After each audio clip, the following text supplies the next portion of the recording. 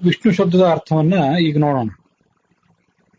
ವ್ಯಾಪ್ಯ ಸರ್ವಾನಿಮಾನ್ ಲೋಕಾನ್ ಸ್ಥಿತ ಸರ್ವತ್ರ ಕೇಶವ ತತಶ್ಚ ವಿಷ್ಣುನಾಮಾಸಿ ಧಾತೋರ್ ವ್ಯಾಪ್ತೇಶ್ಚ ದರ್ಶನಾತ್ ಅಂತ ಹರಿವಂಶ ಪರ್ವದ ಭವಿಷ್ಯ ಪರ್ವದ 88ನೇ ಅಧ್ಯಾಯ. ಅಲ್ಲಿದು 43ನೇ ಶ್ಲೋಕ. ಅನೇಕ ನಾಮಗಳನ್ನ ಅಲ್ಲಿ ಹೇಳ್ತಾರೆ. ನಾರಾಯಣ ಇತ್ಯಾದಿ ಶಬ್ದಗಳ ವಾಚ್ಯತ್ವವನ್ನ, ನಾರಾಯಣ, ಕೇಶವ ಇತ್ಯಾದಿ ಶಬ್ದಗಳ ವಾಚ್ಯತ್ವವನ್ನ. ಅಲ್ಲಿ ಬರುವಂತಹ ವಿಷ್ಣು ಶಬ್ದದ ನಿರ್ವಚನ ಹೀಗಿದೆ. ಭಗವಂತನೇ ಸರ್ವಾನಿಮಾನ್ ಲೋಕಾನ್, ಈ ಎಲ್ಲ ಲೋಕಗಳನ್ನು, ಸರ್ವತ್ರ ಎಲ್ಲ ಸಣ್ಣ ಸಣ್ಣ ಸ್ಥಳಗಳಲ್ಲಿಯೂ ಕೂಡ, ವ್ಯಾಪಿಸಿಕೊಂಡು ಸ್ಥಿತಃ ಇರುವಿ, ತತಃ ಚ ಆ ಕಾರಣದಿಂದ, ವಿಷ್ಣುನಾಮ ಅಸಿ ನೀನು ವಿಷ್ಣು ಎಂದು ಹೆಸರುಳ್ಳವನಾಗಿರುವಿ, ಧಾತೋಹ ವ್ಯಾಪ್ತೇಶ್ಚ ದರ್ಶನಾತ್ ವಿಷಧಾತುವಿಗೆ ವ್ಯಾಪ್ತಿ ಎಂಬ ಅರ್ಥವೂ ಕೂಡ ಇದೆ ಅಂತ. ಇದು ಹರಿವಂಶವೇ ನಮಗೆ ಕೊಡುವಂತಹ ಒಂದು ವ್ಯಾಕರಣದ ಅಂಶ. ಇವತ್ತು ವಿಷ ಪ್ರವೇಶನೆ ಇತ್ಯಾದಿಗಳು ಮಾತ್ರ ನಮಗಲ್ಲಿ ಕಾಣಿಸ್ತವೆ ಅರ್ಥಗಳು. ವ್ಯಾಪ್ತಿ ಅನ್ನೋ ಅರ್ಥ ನಮಗೆ ಇವತ್ತು ಕಾಣಿಸ್ದೇ ಇರಬಹುದು. ಆದರೆ ಹರಿವಂಶದ ಆ ಭವಿಷ್ಯ ಪರ್ವದ 88ನೇ ಅಧ್ಯಾಯದ 43ನೇ ಶ್ಲೋಕ ಈ ಅರ್ಥವನ್ನು ಕೂಡ ನಮಗೆ ತಿಳಿಸ್ತದೆ. ಹೀಗೆ ವಿಷ್ಣು ಅಂದ್ರೆ ಎಲ್ಲವನ್ನೂ ವ್ಯಾಪಿಸಿಕೊಂಡಿರುವವನು ಅಂತ ಅರ್ಥ ಆಗ್ತದೆ. ಮಹಾಭಾರತದ ಉದ್ಯೋಗ ಪರ್ವದಲ್ಲಿ 70ನೇ ಅಧ್ಯಾಯ, ಅಲ್ಲೂ ಕೂಡ ಅನೇಕ ನಾಮಗಳ ನಿರ್ವಚನವನ್ನು ಸಂಜಯ ಧೃತರಾಷ್ಟ್ರನಿಗೆ ಹೇಳುವಂತ ಪ್ರಸಂಗ. ವಿಷ್ಣುರ್ ವಿಕ್ರಮಣಾತ್ ದೇವ ಜಯನಾಥ್ ಜಿಷ್ಣುರ್ ಉಚ್ಯತೆ ಅಂತ ಜಿಷ್ಣು ಶಬ್ದಾರ್ಥವನ್ನು ಮುಂದೆ ಹೇಳ್ತಾರೆ. ವಿಕ್ರಮಣಾತ್ ಎಲ್ಲ ಕಡೆ ವ್ಯಾಪಿಸಿಕೊಂಡಿರುವುದರಿಂದ ಅನ್ನೋ ಅರ್ಥವನ್ನು ನಾವು ಹಿಂದೆ ನೋಡಿದ್ದೇವೆ. ವಿಕ್ರಮಣ ಮಾಡಿರುವುದರಿಂದ, ವಿಕ್ರಮ ಅಂದ್ರೆ ಎಲ್ಲ ಕಡೆ ದೈತ್ಯರು ಮೊದಲಾದವರ ಮೇಲೆ ತನ್ನ ಪರಾಕ್ರಮವನ್ನ, ತನ್ನ ವಿಕ್ರಮವನ್ನು ತೋರಿಸಿರುವುದರಿಂದ ಅವನಿಗೆ ವಿಕ್ರಮ ಅಂತ ಹೀಗೆ ಕರೀತಾರೆ. ಹೀಗೆ ವಿಕ್ರಾಮ್ಯತಿ ಇತಿ ವಿಷ್ಣು ಅಂತ ಅವನನ್ನ ಹೇಳಬಹುದು. ಕ್ರಾಮ್ಯ ಧಾತು ಹೇಗಿದೆ ಅಂತ ಅನ್ನೋದನ್ನ ಕೇಳಿದವರು ಗಮನಿಸಬೇಕು. ಸ್ವಲ್ಪ ಹೇಳುವಾಗ ಕ್ರಾಮ್ಯತಿ, ಕ್ರಮತಿ ಇತ್ಯಾದಿ ಬೇರೆ ಬೇರೆ ಧಾತುಗಳು ಏನಾದ್ರು ಇರಬಹುದು. ಅದರಂತೆ ನೀವು ಅದನ್ನ ಗಮನಿಸ್ಕೋಬೇಕು. ಕ್ರಮ ಪಾದ ವಿಕ್ಷೇಪ ಅನ್ನುವ ಈ ಧಾತುಗಳಿಗೆ ಕ್ರಾಮ್ಯತಿ ಮತ್ತು ಕ್ರಾಮತಿ ಅಂತ ಎರಡು ರೂಪಗಳು ಆಗ್ತವೆ. ಹೀಗೆ ವಿಕ್ರಾಮ್ಯತಿ ಮತ್ತು ವಿಕ್ರಾಮತಿ ಈ ಎರಡು ತರದ ಪ್ರಯೋಗಗಳ ಮೂಲಕವೂ ಆತ ವಿಷ್ಣು ಎಂಬ ಶಬ್ದದಿಂದ ವಾಚ್ಯನಾಗಿದ್ದಾನೆ. ವಿಕ್ರಾಮ್ಯತಿ ಅಂದ್ರೂ ವಿಕ್ರಾಮತಿ ಅಂದ್ರೂ ಅರ್ಥ ಒಂದೇ, ಅದರಲ್ಲಿ ವ್ಯತ್ಯಾಸ ಏನು ಕಾಣಿಸೋದಿಲ್ಲ. ಮುಂದಿನ ಪ್ರಮಾಣ ಶ್ಲೋಕ ಗೀತಾ ಭಾಷ್ಯದಲ್ಲಿ 21ನೇ ಶ್ಲೋಕದಲ್ಲಿ ಆಚಾರ್ಯರು ಉದ್ಧರಿಸಿರುವಂಥದ್ದು. ಆದಿತ್ಯಾನಾಮ ಅಹಂ ವಿಷ್ಣು ಅಂತ ಭಗವದ್ಗೀತಾ ಏನಿದೆ, ಅಲ್ಲಿ ವಿಷ್ಣು ಶಬ್ದದ ಅರ್ಥವನ್ನು ಹೇಳುವಾಗ ವಿಷ್ಣು ಸರ್ವವ್ಯಾಪಿತ್ವ ಪ್ರವೇಶಿತ್ವಾದೇಹೆ, ಭಗವಂತ ಎಲ್ಲ ಕಡೆ ವ್ಯಾಪಿಸಿಕೊಂಡಿದ್ದಾನೆ, ಎಲ್ಲ ವಸ್ತುಗಳಲ್ಲಿ ಅಂತರ್ಯಾಮಿಯಾಗಿದ್ದಾನೆ ಅನ್ನೋ ಕಾರಣದಿಂದ ವಿಷ್ಣು ಎಂಬ ಶಬ್ದದಿಂದ ವಾಚ್ಯನಾಗಿದ್ದಾನೆ. ವಿಶಲ್ ವ್ಯಾಪ್ತೋ ವಿಷ ಪ್ರವೇಶನೆ ಇತ್ತೀಚ ಪಠಂತಿ, ವಿಶಲ್ ವ್ಯಾಪ್ತೋ ಅಂತ ಧಾತು ಇದೆ, ವಿಷ ಪ್ರವೇಶನೆ ಅಂತಂತೂ ಧಾತು ನಮಗೆ ಗೊತ್ತಿದ್ದೇ ಇದೆ. ಈ ಎರಡು ಧಾತುಗಳಿಂದಲೂ ಕೂಡ ಈ ವಿಷ್ಣು ಎಂಬ ಶಬ್ದ ನಿಷ್ಪನ್ನವಾಗಿದೆ. ವ್ಯಾಪ್ತಿ ಅಂದ್ರೆ ಎಲ್ಲ ಕಡೆ ವ್ಯಾಪಿಸಿಕೊಂಡಿರುವುದು, ಅದು ಒಂದು ಧಾತು. ವಿಷ ಪ್ರವೇಶನೆ ಅಂದ್ರೆ ಎಲ್ಲದರ ಒಳಗೆ ಇರುವಂತವನು, ಈ ಕಾರಣದಿಂದಾಗಿ ಆತನಿಗೆ ವಿಷ್ಣು ಅಂತ ಹೇಳ್ತಾರೆ. ಮಹಾಭಾರತದ ಮೋಕ್ಷ ಧರ್ಮ ಪರ್ವದಲ್ಲಿ 341ನೇ ಅಧ್ಯಾಯದಲ್ಲಿ 42, 43 ಶ್ಲೋಕಗಳು, 42ನೇ ಮತ್ತು 43ನೇ ಶ್ಲೋಕಗಳು ವಿಷ್ಣು ಶಬ್ದಕ್ಕೆ ಒಂದು ವ್ಯಾಖ್ಯಾನ ಮಾಡ್ತವೆ. ಅವು ಇವತ್ತಿಗೂ ಕೂಡ ಮಹಾಭಾರತದಲ್ಲಿ ಉಪಲಬ್ಧ ಇವೆ, ಸ್ವಲ್ಪ ರೂಪಾಂತರದೊಂದಿಗೆ ಉಪಲಬ್ಧ ಇವೆ. ಗತಿಷ್ಠ ಸರ್ವಭೂತಾನಾಂ ಪ್ರಜಾನಾಂ ಚಾಪಿ ಭಾರತ ವ್ಯಾಪ್ತೋ ಮೇ ರೋದಸಿ ಪಾರ್ಥ ಕಾಂತಿಶ್ಚಾಭ್ಯಧಿಕಾ ಮಮ ಅಧಿಭೂತ ನಿವಿಷ್ಟಶ್ಚ ತದಿಚ್ಛುಶ್ಚಾಸ್ಮಿ ಭಾರತ ಕ್ರಮಣಾಚ್ಚಾಪ್ಯಹಂ ಪಾರ್ಥ ವಿಷ್ಣುರಿತ್ಯಭಿಸಂಧಿತಃ ಇತಿ ಮೋಕ್ಷಧರ್ಮೆ ಅಂತ ಆ ಶ್ಲೋಕಗಳು ನಮಗೆ ಕಾಣಿಸ್ತವೆ. ಅವುಗಳಿಗೆ ಏನರ್ಥ? ಸರ್ವಭೂತಾನಾಂ ಎಲ್ಲ ಚೇತನರ ಮತ್ತು ಪಂಚಮಹಾಭೂತಗಳ ಭೂತಗಳು ಅಂದ್ರೆ ಪಂಚಮಹಾಭೂತಗಳು, ಪ್ರಜೆಗಳು ಅಂತಂದ್ರೆ ಚೇತನರು. ಇವರ ಪ್ರವೃತ್ತಿಗೆ ನಾನು ಕಾರಣನಾಗಿದ್ದೇನೆ. ಇದು ಗತಿಷ್ಠ ಸರ್ವಭೂತಾನ ಪ್ರಜಾನಾಂ ಚಾಪಿ ಭಾರತ ಅನ್ನೋದರ ಅರ್ಥ ಇದು. ವ್ಯಾಪ್ತವೇ ರೋದಸಿ ಪಾರ್ಥ, ಭೂಮಿಯಾಕಾಶಗಳನ್ನ ನಾನು ವ್ಯಾಪಿಸಿಕೊಂಡಿದ್ದೇನೆ. ರೋದಸ್ ಅಂದ್ರೆ ಭೂಮಿ ಮತ್ತು ಆಕಾಶಗಳು. ಇದು ಎರಡನೇ ಅರ್ಥ. ಕಾಂತಿಶ್ಚ ಅಭ್ಯಧಿಕಾ ಮಮ, ನನ್ನ ಸೌಂದರ್ಯ ಎಲ್ಲವನ್ನೂ ಮೀರಿಸಿದಂತಹ ಸೌಂದರ್ಯವಾಗಿದೆ. ಅತ್ಯಧಿಕವಾದ ಸೌಂದರ್ಯ ನನ್ನಲ್ಲಿದೆ, ಆದ್ರಿಂದ ನಾನು ವಿಷ್ಣು ಆಗಿದ್ದೇನೆ. ಅಧಿಭೂತ ನಿವಿಷ್ಟಶ್ಚ, ಎಲ್ಲ ಅಧಿಭೂತಗಳಲ್ಲಿ, ಪಂಚಮಹಾಭೂತಗಳಲ್ಲಿ ಮತ್ತೆ ಪಂಚಮಹಾಭೂತಗಳ ನಿಯಾಮಕರಾದಂತಹ ದೇವತೆಗಳಲ್ಲಿ, ಪಂಚಮಹಾಭೂತಗಳಿಂದ ಹುಟ್ಟಿದಂತಹ ವಸ್ತುಗಳಲ್ಲಿ ನಾನು ಪ್ರವೇಶಿಸಿಕೊಂಡಿದ್ದೇನೆ. ಒಳಗೆ ಇರುವುದರಿಂದ, ಅಂತರ್ಯಾಮಿಯಾಗಿ ನಾನು ಇರುವುದರಿಂದ ಅವುಗಳಿಗೆ ನನಗೆ ವಿಷ್ಣು ಎಂಬ ಶಬ್ದ ಇದೆ. ತದಿಚ್ಛುಶ್ಚ ಅಸ್ಮಿ ಭಾರತ, ಆ ಜಡವಾದ ಪಂಚಮಹಾಭೂತಗಳಿಗೆ ಮತ್ತು ಅದರ ನಿಯಾಮಕರಾದ ದೇವತೆಗಳಿಗೆ ಇವೆಲ್ಲರಿಗೂ ಕೂಡ ನಾನು ಜನ್ಮ, ಕಾರಣ ಮತ್ತು ನಾಶ ಇದನ್ನ ಮಾಡುವವನು, ಮಾಡಲಿಕ್ಕೆ ಬಯಸುವವನು. ತದಿಚ್ಛುಶ್ಚ ಅಸ್ಮಿ ಭಾರತ ಅಂತ ಇದರ ಅರ್ಥ. ಕ್ರಮಣಾಚಾಪ್ಯಹಂ ಪಾರ್ಥ, ಪಾರ್ಥ ಅರ್ಜುನನೇ, ಅಹಂ ನಾನು ಕ್ರಮಣಾತ್ ಚ, ತ್ರಿಕ್ರಮ ರೂಪದಿಂದ ಲೋಕವನ್ನೆಲ್ಲ ಅತಿಕ್ರಮಿಸಿರುವುದರಿಂದ, ಈ 6 ಕಾರಣಗಳಿಂದ ನನಗೆ ವಿಷ್ಣು ಎಂಬ ಹೆಸರಿನಿಂದ ಹೇಳ್ತಾರೆ ಶಾಸ್ತ್ರದಲ್ಲಿ ಅಂತ. ವಿಷ್ಣು ವಿಕ್ರಮಣಾತ್ ಅಂತನ್ನೋದನ್ನು ನಾವು ಹಿಂದೆ ನೋಡಿದ್ದೇವೆ. ಹೀಗೆ ಅಲ್ಲಿ ಪ್ರವೇಶ ಮಾಡಿಕೊಂಡಿರುವುದು, ವ್ಯಾಪಿಸಿಕೊಂಡಿರುವುದು ಅಂತ ಹೀಗೆಲ್ಲ ಅರ್ಥಗಳು ಬಂದವು. ಆ ವಿಷಧಾತುವಿಗೆನೆ ಅದನ್ನು ಬಯಸುವುದು, ವಿಷ ಇಚ್ಛಾಯಾಮ್ ಅಂತ ಹೀಗೆ ಧಾತುವು ಕೂಡ ಅಲ್ಲಿ ಇದ್ದಂತೆ ಕಾಣಿಸ್ತದೆ. ಒಂದೇ ಧಾತುವಿಗೆ ಅನೇಕ ತರದ ಅರ್ಥಗಳು ಆಚಾರ್ಯರಿಗೆ ಅಭಿಪ್ರೇತ ಇರುವಂತೆ ಕಾಣಿಸ್ತವೆ. ಕಾಂತಿ ಎನ್ನುವ ಅರ್ಥವೂ ಕೂಡ ವಿಷಧಾತುವಿಗಿದೆ. ಈ ಕಾರಣದಿಂದ ನನಗೆ ವಿಷ್ಣು ಅಂತ ಹೇಳ್ತಾರೆ.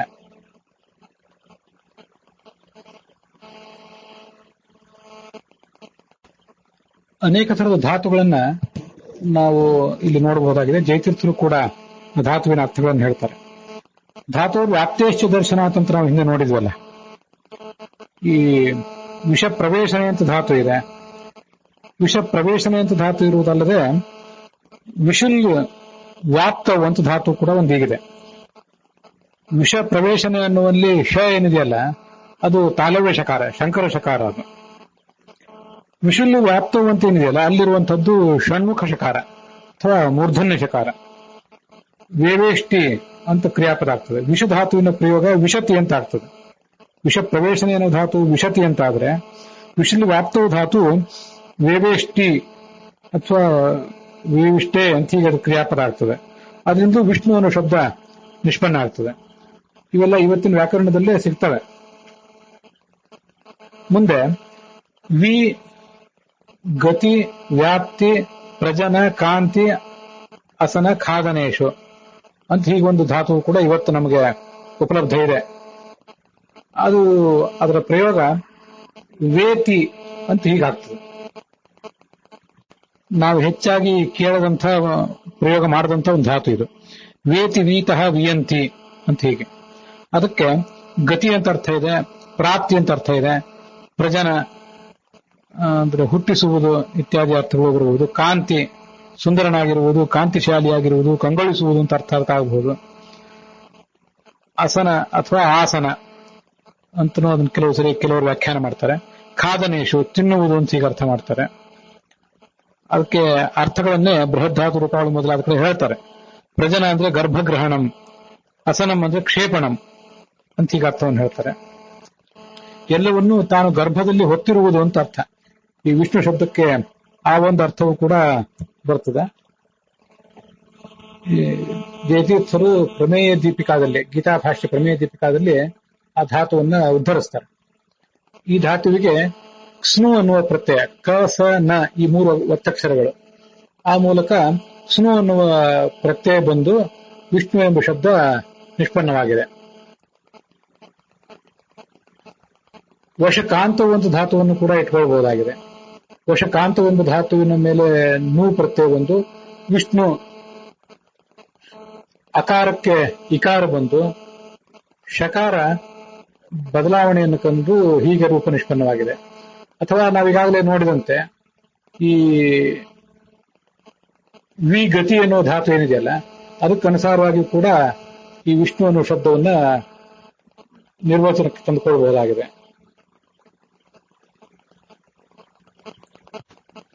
ಈ ವಿ ಗತಿ ಎನ್ನುವ ಧಾತುವನ್ನು ಏನು ಹೇಳಿದ್ದಾರಲ್ಲ, ಇದರಲ್ಲಿ ಮಹಾಭಾರತದಲ್ಲಿ ನಾವೀಗಾಗಲೇ ನೋಡಿದಂತೆ ಆ ಅನುಶಾಸನ ಪರ್ವದಲ್ಲಿ ಶಾಂತಿ ಪರ್ವದ ಶ್ಲೋಕ ನಮಗೆ ತಿಳಿಸುವಂತೆ ಗತಿಶ್ಚ ಸರ್ವಭೂತಾನ, ಎಲ್ಲ ಪ್ರಜೆಗಳ ಎಲ್ಲ ಪಂಚಮಹಾಭೂತಗಳ ಪ್ರವೃತ್ತಿಗೆ ಇವನೇ ಕಾರಣನಾಗಿದ್ದಾನೆ.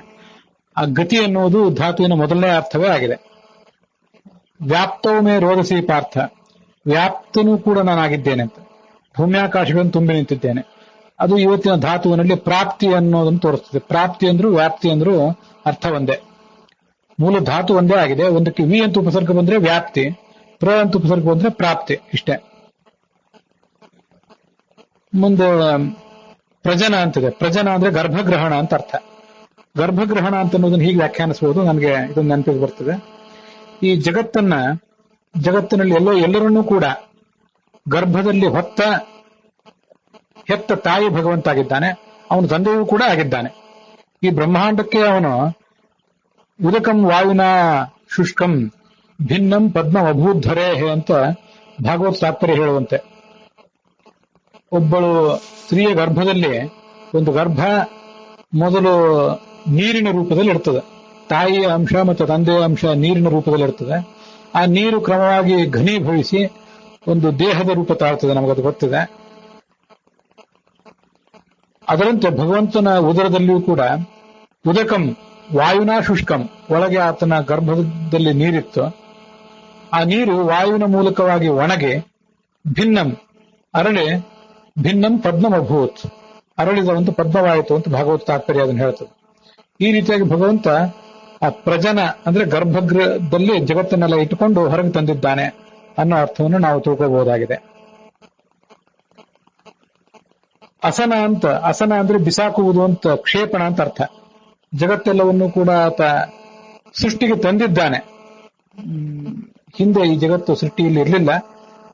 ಪ್ರಳಯ ಕಾಲವೆಲ್ಲ ಮುಗಿದು ಸೃಷ್ಟಿ ಪ್ರಾರಂಭವಾದಾಗ ಜಗತ್ತನ್ನ ಬೀಜಗಳನ್ನ ಒಬ್ಬ ರೈತನಾದವನು ಭೂಮಿಗೆ ತಂದಂತೆ ಜಗತ್ತೆಲ್ಲವನ್ನು ಕೂಡ ಸೃಷ್ಟಿಸ್ತಾನೆ ಅಂತ ಅದರ ಅರ್ಥ. ಹೀಗೆ ಇವತ್ತು ನಮಗೆ ಬೃಹದ್ಧಾತು ರೂಪಾವಳಿಯಲ್ಲಿ ಮತ್ತು ವ್ಯಾಕರಣದಲ್ಲಿ ಕಾಣಿಸುವಂತೆ ಅಸನ ಅಂದ್ರೆ ಬಿಸಾಕುವುದು, ಕ್ಷೇಪಣ ಅಂತ ಅರ್ಥ ಬರೆದಿದ್ದಾರೆ. ಜಯತೀರ್ಥರು ಪ್ರಮೇಯ ದೀಪಿಕಾದಲ್ಲಿ ಅಶನ ಅನ್ನುವ ಶಬ್ದ ಕಾಣಿಸ್ತದೆ. ಮತ್ತೆ ಬೇರೆ ಬೇರೆ ಪಾಠಗಳನ್ನ ಅಲ್ಲೂ ಕೂಡ ಚೆಕ್ ಮಾಡಬೇಕು. ಎಲ್ಲಾ ಜಯತೀರ್ಥರ ಪ್ರಮೇಯ ದೀಪಿಕಾದಲ್ಲಿ ಎಲ್ಲಾ ಕಡೆನೂ ಕೂಡ ಅಶನ ಅಂತಾನೆ ಇದೆಯೋ ಅಥವಾ ಅಸನ ಅಂತ ಬೇರೆ ಕಡೆ ಇದೆಯೋ ಅಂತ. ಯಾಕಂದ್ರೆ ಅಶನ ಅಂದ್ರೆ ತಿನ್ನುವುದು ಅಂತ ಅರ್ಥ ಆಗ್ತದೆ. ಪ್ರಳಯ ಕಾಲದಲ್ಲಿ ಎಲ್ಲವನ್ನೂ ತಿಂತಾನೆ ಅಂತ ಅರ್ಥ. ಎಲ್ಲವೂ ಅವನ ಮುಖದ ಒಳಗೆ ಪ್ರವೇಶ ಮಾಡ್ತದೆ. ಅದು ವಿ ಅನ್ನೋ ಧಾತುವಿಗೆ ಆ ಅರ್ಥವೂ ಕೂಡ ಇದೆ. ಹಾಗೂ ಒಂದು ಅರ್ಥ ಆಗ್ಬಾರ್ದು ಅಂತ ಏನಿಲ್ಲ. ಆದ್ರೆ ಮುಂದೆ ಒಂದು ಖಾದನೇಶು ಅಂತ ಇನ್ನೊಂದು ಶಬ್ದವೂ ಇದೆ. ಅಶನ ಮತ್ತು ಖಾದನ ಅಂತ ಎರಡೂ ಒಂದೇ ರೀತಿಯಾದಂತಹ ಅರ್ಥವನ್ನ ಹೇಳ್ತವೆ.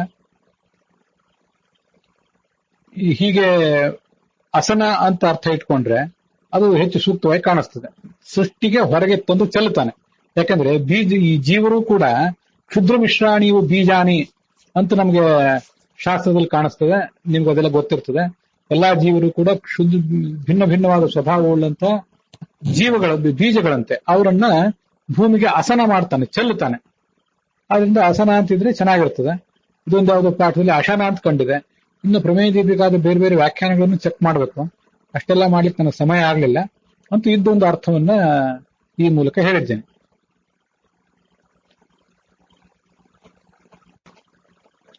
ಗೀತಾ ಭಾಷ್ಯದಲ್ಲಿ ಬರುವ ಒಂದು ಉಲ್ಲೇಖ ನೋಡಿದ್ವಿ. ಗೀತಾ ತಾತ್ಪರ್ಯದಲ್ಲಿ ಮತ್ತೊಂದು ಉಲ್ಲೇಖ ಕಾಣಿಸ್ತದೆ. ವಿಶಿಷ್ಟತ್ವಾದ್ ವಿಷ್ಣುನಾಮ ವಿಶಿಷ್ಟ ಪ್ರಾಣ ಸೌಖ್ಯತಃ, ಉತ್ತಮವಾದಂತಹ ಪ್ರೇರಣಾ ಸಾಮರ್ಥ್ಯ ಉಳ್ಳವನು. ಹೀಗೆ ಭಗವಂತನಿಗೆ ಎಲ್ಲರನ್ನೂ ಕೂಡ ವಿಶಿಷ್ಟವಾಗಿ ಪ್ರೇರಿಸುವುದರಿಂದ ಮತ್ತು ಸುಖ ಉಳ್ಳವನಾದ್ದರಿಂದ, ವಿಶಿಷ್ಟವಾದ ಸುಖ ಉಳ್ಳವನಾದ್ದರಿಂದ ಅವನಿಗೆ ವಿಷ್ಣು ಅಂತ ಹೇಳಿದ್ದಾರೆ ಅಂತ ಒಂದು ನಿರ್ವಚನ ಕೇಳಿ ಬರ್ತದೆ. ವಿಷ್ಣು ಶಬ್ದದ ಅರ್ಥವನ್ನ ಈ ಐತರೇಯ ಉಪನಿಷತ್ತು ಒಂದ್ ಕಡೆ ಹೀಗೆ ವರ್ಣನೆ ಮಾಡ್ತದೆ. ತಸ್ಯೈ ವಾಯೇ ತಸ್ಯೈ ಸಂಹಿತಾಯೇ ನಕಾರೋ ಬಲಂ ಶಕಾರ ಪ್ರಾಣ ಆತ್ಮ ಸಯೋ ಹೈತೋ ನಕಾರ ಶಂಕಾರಾವನು ಸಂಹಿತಂ ರುಚೋ ವೇದ ಸಬಲಾಂ ಸಪ್ರಾಣಾಂ ಸಂಹಿತಾಂ ವೇದ ಆಯುಷ್ಯಮಿತಿ ವಿದ್ಯಾತ್. ವಿಷ್ಣುನಾಮ್ನೆ, ವಿಷ್ಣು ಎಂಬ ಹೆಸರಿನಲ್ಲಿ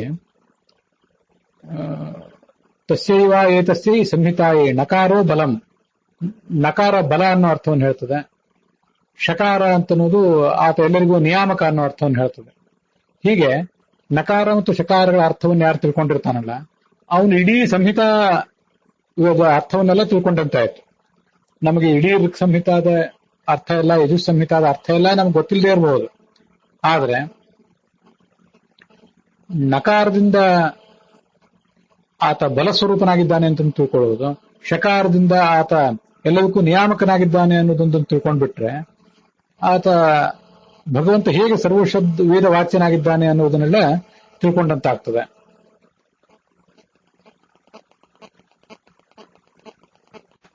ಐತ್ರೇಯ ಉಪನಿಷತ್ ಭಾಷ್ಯದಲ್ಲಿ ಹೀಗೆ ವರ್ಣಿಸ್ತಾರೆ.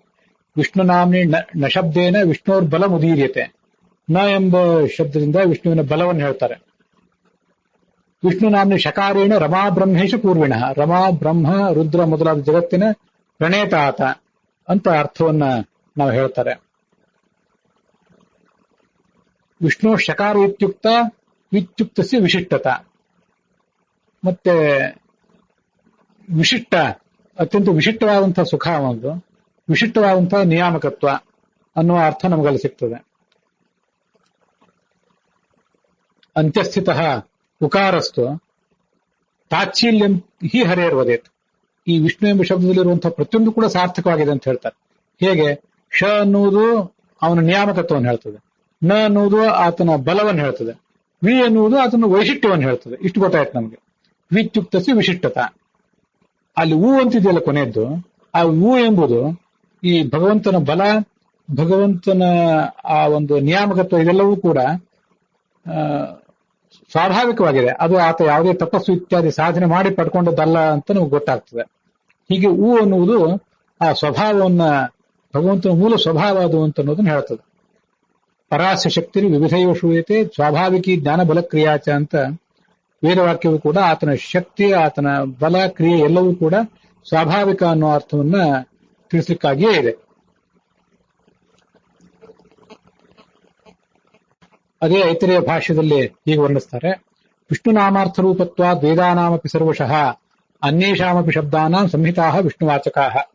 ಎಲ್ಲಾ ವೇದಗಳು ಕೂಡ ವಿಷ್ಣು ಎಂಬ ಶಬ್ದದ ಅರ್ಥವನ್ನೇ ಹೇಳ್ತವೆ. ಇದು ನಮಗೆ ಗೊತ್ತಿರಬೇಕಾದದ್ದು.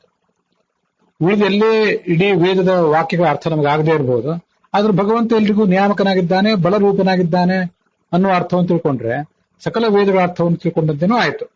ಅನ್ಯೇಷಾಮಪಿ ಶಬ್ದಾನಾಂ ಸಂಹಿತಾ ವಿಷ್ಣುವಾಚಕಾ.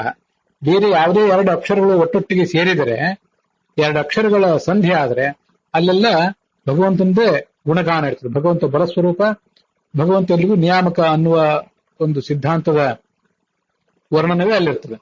ತದ್ವಾಚಕಾ ತಥಾ ವರ್ಣಾ ಸರ್ವೇ ಲೌಕಿಕ ವೈದಿಕಾ. ವೇದದ ವಾಕ್ಯಗಳೇ ಇರಲಿ, ಈ ಜಗತ್ತಿನ ಬೇರೆ ಪೌರುಷೇಯ ಶಾಸ್ತ್ರಗಳ ವಾಕ್ಯಗಳೇ ಇರಲಿ, ಅವೆಲ್ಲವೂ ಕೂಡ ಹೀಗೆ ಆ ಭಗವಂತನ ನಿಯಾಮಕತ್ವವನ್ನು ಮತ್ತು ಬಲಸ್ವರೂಪತ್ವವನ್ನೇ ವರ್ಣನೆ ಮಾಡಲಿಕ್ಕಾಗಿ ಇರ್ತವೆ. ಈ ವಿಷ್ಣು ಎಂಬ ಶಬ್ದದ ಅರ್ಥವನ್ನು ತಿಳ್ಕೊಂಡ್ರೆ ಇಡೀ ಸಂಹಿತಾದ ಅರ್ಥವನ್ನು ತಿಳ್ಕೊಂಡಂತೆ ಆಯಿತು ಅಂತ ಬರ್ತದಲ್ಲ. ಅದಕ್ಕೆ ವಿಷ್ಣು ಅನ್ನೋ ಶಬ್ದವನ್ನ ನಾವು ಹೀಗೆ ಪಾರಾಯಣ ಮಾಡುವುದಾದ್ರೆ, ವಿಷ್ಣವೇ ನಮಃ ಅಂತ ಹೀಗೆ ಪಾರಾಯಣ ಮಾಡಿದ್ರೆ ಅದು ಸಂಹಿತಾ ಅಧ್ಯಯನದ ಫಲವನ್ನು ಕೊಡ್ತದೆ. ಇಡೀ ಯಜುಸ್ ಸಂಹಿತಾ ಋಕ್ ಸಂಹಿತಾದ ಅಧ್ಯಯನ ಪಾರಾಯಣ ಮಾಡ್ಲಿಕ್ಕೆ ನಮಗೆ ಆಗದೆ ಇರಬಹುದು. ಕ್ಷಣಯೋ ಸಂಧಿಕರಣಾತ್ ಸಂಹಿತಾಧ್ಯಯನಂ ಭವೇತ್. ವಿಷ್ಣವೇ ನಮಃ ಅಕ್ಷರಗಳನ್ನು ಕೂಡಿಸಿ ಓದಿದ್ವಿ, ಬಿಡಿಸಿ ಓದಿಲ್ಲ. ಇಲ್ಲಿ ಸಂಹಿತಾಧ್ಯಯನದ ಫಲ ಬಂತು. ವಿಷಣ ಸ್ಥಿತಿಯೋ ಬ್ರೂಯಾತ್ ಪದಾಧ್ಯಾಯಿ ಭವೇತ ಸಹ. ಅವೆರಡನ್ನು ಬಿಡಿಸಿ ಓದಿದ್ರೆ ಅದಕ್ಕೆ ಪದಾಧ್ಯಯನ, ಪದಪಾಠದ ಅಧ್ಯಯನ ಮಾಡಿದ ಫಲ ಇದೆ. ಅದಕ್ಕೆ ಉದಾಹರಣೆ ವಿಷಣವೇ ನಮಃ, ವಿಷ್ಣವೇ ನಮಃ, ವಿಷಣವೇ ನಮಃ, ಓಂ ವಿಷ್ಣವೇ ನಮಃ, ಓಂ ವಿಷಣವೇ ನಮಃ, ಓಂ ವಿಷ್ಣವೇ ನವೇ ನಮಃ. ಅನೇಕ ಬಾರಿ ಇದನ್ನು ಮಂಗಲಾಚರಣದಲ್ಲಿ ನಾನು ಹೇಳ್ತಿರ್ತೀನಿ, ನೀವು ಇದನ್ನು ಗಮನಿಸಿರ್ಬೇಕು. ಈ ಮೂರು ನಾಮಗಳನ್ನು ಹೇಳಿಬಿಟ್ರೆ ಸಂಹಿತಾಧ್ಯಯನ, ಸಂಹಿತಾ ಪಾಠ, ಪದಪಾಠ ಮತ್ತು ಕ್ರಮಪಾಠದ ಒಂದು ಫಲ ಸಿಕ್ಕಂತೆ ಆಯಿತು ಅಂತ ಅಲ್ಲಿ ವರ್ಣನೆ ಇದೆ. ಸಂಧ್ಯುಕ್ತಿಶ್ಚ ವಿಭಾಗಶ್ಚ ದ್ವಯಂ ವ್ಯಾಪ್ತಂ ಕ್ರಮೇಣತ್ತು. ಸಂಧಿಯನ್ನು ಮಾಡೋದು, ವಿಭಾಗವನ್ನೂ ಮಾಡೋದು, ಹೀಗೆ ಮಾಡಿಬಿಟ್ರೆ ಅದಕ್ಕೂ ಕ್ರಮಪಾಠದ ಅಧ್ಯಯನವನ್ನ, ಕ್ರಮಪಾಠವನ್ನು ನಾವು ಮಾಡಿದಂತಾಗ್ತದೆ ಇಡೀ ವೇದದ್ದು. ಮತ್ತೊಂದ್ಸಲ ಅದನ್ನು ಗಮನಿಸಿ. ಓಂ ವಿಷ್ಣವೇ ನಮಃ, ಇದು ಸಂಹಿತಾಧ್ಯಯನಕ್ಕೆ ಸಮಾನವಾದದ್ದು. ಓಂ ವಿಷು ನವೇ ನಮಃ, ಇದು ಪದಪಾಠ. ಅಂದ್ರೆ ಅಲ್ಲಿ ಸಂಧಿಯನ್ನು ವಿಚ್ಛೇದ ಮಾಡಿದ್ದೇವೆ. ಮೊದಲನೇದ್ರಲ್ಲಿ ಸಂಧಿಯನ್ನ ಮಾಡದೆ ಒಟ್ಟಿಗೆ ಓದಿದ್ದೇವೆ. ಮೂರನೇದ್ರಲ್ಲಿ ಓಂ ವಿಷ್ಣವೇ ನವೇ ನಮಃ ಹೀಗೆ ಓದಿದ್ದೇವೆ. ಸಂಧಿ ಮಾಡಿಯೂ ಹೇಳಿದ್ದೇವೆ, ಮೊದಲನೇದು ವಿಷ್ಣವೇ ಅಂತ ಹೇಳಿ. ಮುಂದೆ ನವೇ ನಮಃ ಎಂಬಲ್ಲಿ ವಿಭಾಗ ಮಾಡಿ ಓದಿದ್ದೇವೆ. ಅದಕ್ಕೆ ಕ್ರಮಪಾಠ ಅಂತ ಕರೀತಾರೆ. ಆ ಕ್ರಮಪಾಠದಲ್ಲಿ ಬೇರೆ ಬೇರೆ ರೀತಿಯಾದಂತಹ ಕ್ರಮಪಾಠಗಳಿರ್ತವೆ. ಅದನ್ನು ಕೂಡ ನಾವು ಎಲ್ಲ ಕಡೆ ನೋಡಿರ್ತೇವೆ. ಓಷಧಯ ಸಂವದಂತೆ ಸೋಮೇನ ಸಹ ರಾಜ್ಞಾ ಇತ್ಯಾದಿ ವೇದವಾಕ್ಯಗಳು, ಅಗ್ನಿಮೀಳೆ ಪುರೋಹಿತಂ ಇತ್ಯಾದಿ ವೇದವಾಕ್ಯಗಳಿಗೆಲ್ಲ ಸಂಹಿತಾ ಪಾಠ, ಪದಪಾಠ, ಕ್ರಮಪಾಠ ಹೀಗೆಲ್ಲ ವಿಭಾಗಗಳಿವೆ. ವೇದಜ್ಞರೆಲ್ಲ ಅದನ್ನು ತಿಳ್ಕೊಂಡಿರ್ತಾರೆ. ನಮ್ಗೆ ಅಷ್ಟೆಲ್ಲ ಮಾಡ್ಲಿಕ್ಕೆ ಆಗದೆ ಹೋದ್ರೂ ಕೂಡ ವಿಷ್ಣವೇ ನಮಃ ಸಂಹಿತಾ ಪಾಠ, ವಿಷು ನವೇ ನಮಃ ಪದಪಾಠ, ವಿಷ್ಣವೇ ನವೇ ನಮಃ ಅಂತನ್ನೋದು ಕ್ರಮಪಾಠ. ಈಗ ಇಷ್ಟನ್ನು ಮಾಡಿಬಿಟ್ರೆ ಎಲ್ಲವೂ ಕೂಡ ನಮಗೆ ಈ ಸಂಹಿತಾ, ಪದ, ಕ್ರಮ ಈ ಎಲ್ಲವನ್ನು ಕೂಡ ಮಾಡಿದ ಫಲ ಸಿಗ್ತದೆ. ನಾವು ನಮ್ಮ ನಿತ್ಯದ ಬ್ರಹ್ಮಯಜ್ಞ ಇತ್ಯಾದಿಗಳಲ್ಲಿ ಇದನ್ನ ಅಳವಡಿಸಿಕೊಳ್ಳೋದು ಉಚಿತ.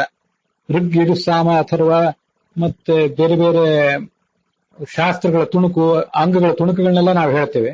ಅದ್ರ ಜೊತೆಗೆ ವಿಷ್ಣವೇ ನಮಃ, ವಿಷು ನವೇ ನಮಃ, ವಿಷ್ಣವೇ ನವೇ ನಮಃ ಹೀಗೆ ಹೇಳ್ಬಿಟ್ರೆ ಸಂಹಿತಾ ಪಾಠ, ಪದಪಾಠ ಮತ್ತು ಕ್ರಮಪಾಠಗಳ ಒಂದು ಫಲ ನಮಗೆ ಆ ಬ್ರಹ್ಮಯಜ್ಞದಲ್ಲಿ ದೊರೆಯುತ್ತದೆ. ಇಲ್ಲೊಂದು ಸಂಗತಿಯನ್ನು ಕೂಡ ನಾವು ಪ್ರಾಸಂಗಿಕವಾಗಿ ಗಮನಿಸಬೇಕು. ವಿಷ್ಣು ಶಬ್ದದ ಅರ್ಥ ಏನಲ್ಲ ಇದು, ಆದರೂ ಈ ಸಂಹಿತಾ ಪಾಠ, ಪದಪಾಠ ಮತ್ತು ಕ್ರಮಪಾಠ ಅಂತ ಬಂತಲ್ಲ, ಪೃಥ್ವೀಸ್ಥೋ ವರಾಹಸ್ತು ಸಂಹಿತಾ ದೇವತೋದಿತ, ದಿವಿಷ್ಠೋ ವಾಮನಶ್ಚೈವ ಸಂಪ್ರೋಕ್ತ ಪದದೇವತಾ, ನೃಸಿಂಹಸ್ತು ಅಂತರಿಕ್ಷಸ್ಥಃ ಭಗವಾನ್ ಕ್ರಮದೇವತ. ಪೃಥ್ವಿಯಲ್ಲಿರುವಂತಹ ವರಾಹ ಆತ ಸಂಹಿತಾ ಪಾಠದಿಂದ ಪ್ರತಿಪಾದ್ಯನಾಗಿದ್ದಾನೆ.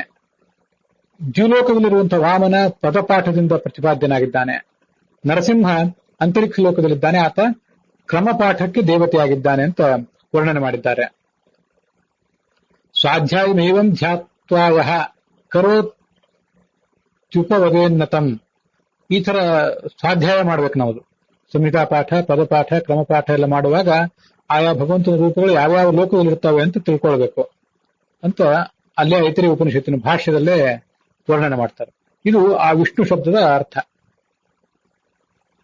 ಸ್ಮರ್ತವ್ಯ ಸತತಂ ವಿಷ್ಣು ವಿಸ್ಮರ್ತವ್ಯೋ ನ ಜಾತು ಚಿತ್, ಸರ್ವೇ ವಿಧಿ ನಿಷೇಧಾಸ್ಯೋ ಏತಯೋರೇವ ಕಿಂಕರಾಹ ಅಂತ ಬರ್ತಿರ್ತದಲ್ಲ.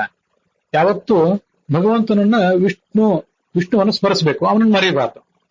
ಅಲ್ಲೊಂದು ಸ್ವಾರಸ್ಯ, ವಿಷ್ಣುವನ್ನ ವಿಷ್ಣು ಅಂತ ಸ್ಮರಿಸಬೇಕು. ಭಗವಂತ ನಮಗೆ ಅಂತರ್ಯಾಮಿಯಾಗಿದ್ದಾನೆ, ನಮಗಾತ ನಿಯಾಮಕನಾಗಿದ್ದಾನೆ, ಬಲಸ್ವರೂಪನಾಗಿದ್ದಾನೆ ಅಂತ ಅವನನ್ನು ನೆನೆಸಬೇಕು. ಬರೇ ವಿಷ್ಣುವನ್ನು ನೆನೆಸುವುದು, ವಿಷ್ಣುವನ್ನು ಮರೆಯಬಾರದು ಅಂತ ಅಷ್ಟೇ ಮುಖ್ಯ ಅಲ್ಲ, ವಿಷ್ಣುವನ್ನು ವಿಷ್ಣು ಎಂಬುದಾಗಿ ನೆನೆಸಬೇಕು. ವಿಷ್ಣುವನ್ನು ಯಾವತ್ತೂ ಕೂಡ ಮರೆಯಬಾರದು. ಎಲ್ಲಾ ವಿಧಿ ನಿಷೇಧಗಳು, ಬೇರೆ ಎಲ್ಲ ಮಡಿ ಮೇಲಿಗೆ ಆಚಾರ ವಿಚಾರಗಳ ಒಂದೊಂದೇನು ಭಾಗಗಳು ನಮಗೆ ಕಾಣ್ತವೆ ಈ ಜಗತ್ತಿನಲ್ಲಿ, ಅವೆಲ್ಲವೂ ಕೂಡ ಏತಯೋರೇವ ಕಿಂಕರಾಹ, ಈ ಭಗವಂತನನ್ನ ಮರೆಯಬಾರದು, ಭಗವಂತನನ್ನ ಯಾವತ್ತೂ ಸ್ಮರಿಸ್ತಾ ಇರಬೇಕು ಅನ್ನುವ ಒಂದು ಸಂಗತಿ ಏನಿದೆ, ಈ ಸಂಗತಿಯ ಕಿಂಕರಗಳು. ಕಿಂಕರರು ಅಂತಂದ್ರೆ ಇದು ಮುಖ್ಯ, ಭಗವಂತನನ್ನು ಮರೆಯಬಾರದು ಅನ್ನೋದು ಮುಖ್ಯ, ಉಳಿದೆಲ್ಲವೂ ಅದಕ್ಕೆ ಅಂಗ ಅಂತ ಹೀಗರ್ಥ. ಅನುವ್ಯಾಖ್ಯಾನದಲ್ಲಿ 1ನೇ ಅಧ್ಯಾಯದ 4ನೇ ಪಾದದ 28ನೇ ಶ್ಲೋಕ ಇದು. ವಿಷ್ಣುನಾಮಾರ್ಥ ರೂಪತ್ವಂ ಸಂಹಿತಾದೇ ರಥ ಬ್ರವೀತ್. ಸಂಹಿತಾ ಪಾಠ, ಪದಪಾಠ ಇತ್ಯಾದಿಗಳು ಎಲ್ಲದಕ್ಕೂ ಕೂಡ ವಿಷ್ಣು ಎಂಬ ಶಬ್ದದ ಅರ್ಥವೇ ಇರೋದು, ಅದರದ್ದೇ ವಿಸ್ತಾರ ಎಲ್ಲವೂ. ನಕಾರಂಚ ಶಕಾರಂಚ ಬಲಚೇಷ್ಟಾತ್ಮಕಂ ವದನ್. ನಕಾರವು ಬಲವನ್ನು ಹೇಳ್ತದೆ, ಶಕಾರ ಅನ್ನೋದು ಆತನ ಚೇಷ್ಟೆಯನ್ನ, ಅಂದ್ರೆ ಎಲ್ಲರಿಗೂ ಆತ ನಿಯಾಮಕ ಅನ್ನೋದನ್ನ ಹೇಳ್ತಾರೆ. ಋಗ್ಭಾಷ್ಯದಲ್ಲಿ ವಿಶಿಷ್ಟ ಬಲಚೇಷ್ಟತ್ವಾತ್ ವಿಷ್ಣು ನಿತ್ಯ ಮಿದಾಹರೇಹೇ ಪ್ರಾಣಂ ಬಲಂ ಶಕಾರಂಚ ನಕಾರಂಚಾಹ ಹಿ ಶ್ರುತಿ ಅಂತ ಹೀಗೆ ಕೇಳಿ ಬರ್ತದೆ. ವಿಶಿಷ್ಟವಾದ ಬಲ ಅಂದ್ರೆ ಇದು ಣ, ವಿಶಿಷ್ಟವಾದ ಚೇಷ್ಟ ಇದು ಶ, ಈ ಕಾರಣದಿಂದ ಅವನಿಗೆ ವಿಷ್ಣು ಅಂತ ಹೆಸರಿದೆ. ಪ್ರಾಣ, ಬಲ, ಪ್ರಾಣಂ ಬಲಂ ಶಕಾರಂಚ ನಕಾರಂಚ ಆಹಿ ಶ್ರುತಿ. ಐತರೇಯ ಉಪನಿಷತ್ತು ಅದನ್ನೇ ವರ್ಣನೆ ಮಾಡಿದೆ. ಇದೆಲ್ಲವೂ ಕೂಡ ವಿಷ್ಣು ಶಬ್ದದ ಅರ್ಥವೇ ಆಗಿದೆ. ನಮಗೆ ಇದೊಂದು ಮಾತು ಕೇಳಿ ಬರ್ತದಲ್ಲ, ಹರಿವಂಶದ್ದು ಬ್ರಹ್ಮಸೂತ್ರ ಭಾಷ್ಯದ 1ನೇ ಅಧ್ಯಾಯದ 1ನೇ ಪಾದದ 1ನೇ ಸೂತ್ರದಲ್ಲಿದೆ ಇದು. ವೇದೇ ರಾಮಾಯಣೇ ಚೈವ ಪುರಾಣೇ ಭಾರತೆ ತಥಾ ಆದಾವಂತೆ ಚ ಮಧ್ಯೆ ಚ ವಿಷ್ಣು ಸರ್ವತ್ರ ಗೀಯತೆ. ವೇದದಲ್ಲಿ, ರಾಮಾಯಣದಲ್ಲಿ, ಪುರಾಣಗಳಲ್ಲಿ, ಮಹಾಭಾರತದಲ್ಲಿ ಮೊದಲು ಮಧ್ಯೆ ಕೊನೆಗೆ ಎಲ್ಲವೂ ಕಡೆಯೂ ಕೂಡ ವಿಷ್ಣುವಿನದೇ ಗುಣಗಾನ ಇದೆ ಅಂತ. ವಿಷ್ಣುವಿನ ಗುಣಗಾನ ಇರುವುದಂದ್ರೆ ವಿಷ್ಣುವಿನ ಶಬ್ದದ ಅರ್ಥ ಏನಿದಿಲ್ಲ ಅದರ ಗುಣಗಾನ ಇದೆ. ಎಲ್ಲಾ ಕಡೆ ಆತನೇ ನಿಯಾಮಕ, ಆತನು ಬಲಸ್ವರೂಪ ಅನ್ನುವುದರ ಒಂದು ಅರ್ಥವೇ ಈ ಎಲ್ಲ ಕಡೆ ಮೊದಲು ಮಧ್ಯೆ ಕೊನೆಗೆಲ್ಲ ಇದೆ ಅಂತ ಅದರ ಅರ್ಥ. ಹಾಗಾಗಿ ವಿಷ್ಣು ಗೀಯತೆ ಅಂದ್ರೆ ವಿಷ್ಣು ಶಬ್ದದ ಅರ್ಥವೂ ಎಲ್ಲ ಕಡೆ ಇದೆ ಅಂತ ಅರ್ಥ. ಹೀಗೆ ಎಲ್ಲ ಅರ್ಥಗಳನ್ನು ಕೂಡ ನಾವು ತಿಳ್ಕೊಳ್ಬಹುದಾಗಿದೆ. ವಿಷ್ಣು ಸರ್ವೋತ್ತಮ ಅಂತೆಲ್ಲ ನಾವು ಘೋಷಣೆ ಮಾಡುವಾಗೆಲ್ಲ ಎಲ್ಲರಿಗೂ ನಿಯಾಮಕನಾದಂಥ ಬಲಸ್ವರೂಪನಾದ ಭಗವಂತನೇ ನಿಯಾಮಕ ಅನ್ನೋ ಅರ್ಥವನ್ನು ನಾವು ಅನುಸಂಧಾನ ತಂದುಕೋಬೇಕು. ಇಲ್ಲಿಗೆ ವಿಷ್ಣು ಶಬ್ದಾರ್ಥದ ಚಿಂತನೆ ಮುಕ್ತಾಯ ಕಂಡಿದೆ.